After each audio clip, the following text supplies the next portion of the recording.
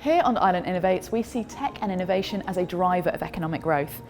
And in the last year, we've seen a shift in the global landscape as employers and employees embrace remote working. So has this change made digital infrastructure an essential FDI consideration? And what changes are investors making to factor this in? Digital infrastructure and digital capability are essentials for all sectors. Many companies are already deep into digital transformation journeys, and in fact, this has been greatly accelerated with the onset of the COVID pandemic. Digital adoption, digital infrastructure, and digital skills are the highest priorities for both governments and MNCs alike. And as we move forward, the adoption of digital capabilities is going to be key to supporting transition to the new workplace of the future.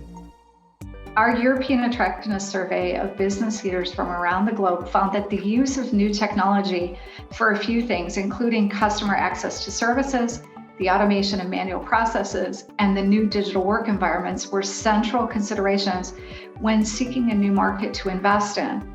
And I would even go a little bit further.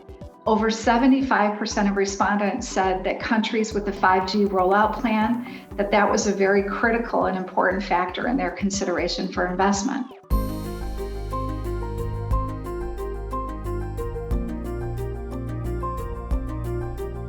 We had to be in a position where literally within a week or so, we had to move from having people virtually all in the office to virtually all remote.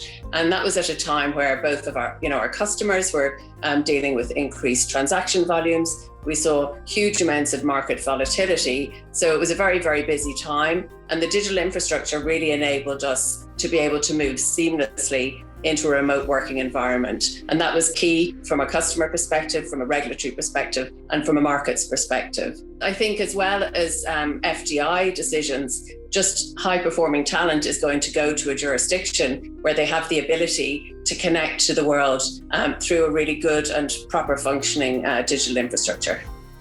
I think investing in countries that do not have sufficient digital infrastructure, it just takes you off the checklist. You cannot invest in a country that is not providing sufficient digital infrastructure that would allow for things like remote working. It's been a requirement for the last 10 years. And so you really need to have that digital infrastructure or it's a no-go.